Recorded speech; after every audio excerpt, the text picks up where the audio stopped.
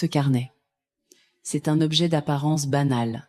Une couverture en cuir, un fermoir en papier poussiéreux.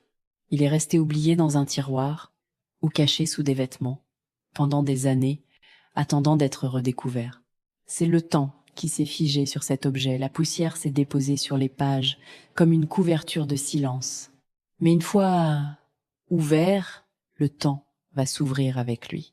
Le journal intime n'est pas un simple enregistrement des événements, c'est une fenêtre sur l'âme. Quand on l'ouvre, l'odeur de vieux papier et d'encre remonte. C'est le parfum d'une époque révolue. On y trouve des notations banales, des horaires de train, le prix du pain, la météo de la semaine. Mais peu à peu, le ton change. L'écriture devient saccadée, nerveuse. Les mots sont pressés. La main qui tient le stylo tremble. Ce n'est plus un journal de vie. C'est une tombe de souvenirs. C'est là que les secrets sombres commencent à suinter. On lit « Il est venu ce soir-là et il ne repartira plus ». Une simple phrase, mais derrière elle se cache une histoire de violence. On décrit une scène d'une salle de bain, une tache rouge sur le carrelage, le bruit d'une lutte qui s'est étouffée.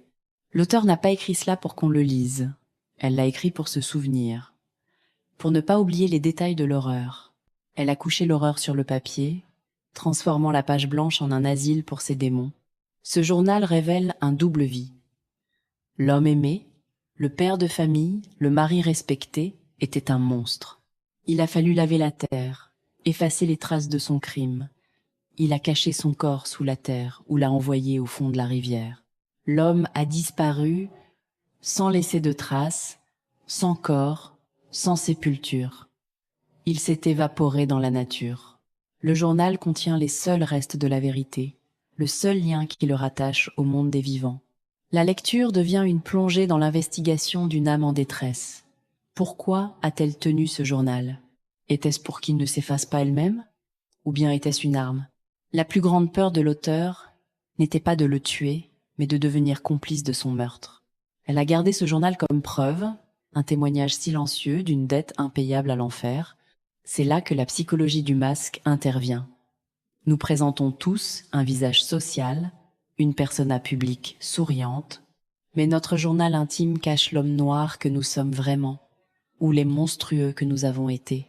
Ce livre a voyagé avec son propriétaire dans l'obscurité, absorbant la folie et le sang pour les protéger du monde extérieur. Aujourd'hui, le journal est ouvert. Les pages sont jaunies. Le temps l'a révélé. L'histoire de l'homme qui a disparu est sortie du néant. Mais c'est une histoire incomplète. Le corps n'a jamais été retrouvé, même après des années de recherche. Le journal dit qu'il a disparu, mais ne dit pas où. Il n'a pas dit comment il a pu disparaître sans laisser de traces. L'histoire des murs de la maison est devenue une légende urbaine. On raconte que chaque nuit, on entend des pas qui se promènent dans le couloir, et une femme fantôme se tient assise sur sa chaise, regardant le livre, attendant le moment où la vérité sortira de l'ombre. L'écriture est devenue une ombre qui hante la page, un cri éternel d'une femme qui a gardé le silence, attendant que le visage du crime soit révélé au monde. Merci d'avoir regardé. À très bientôt.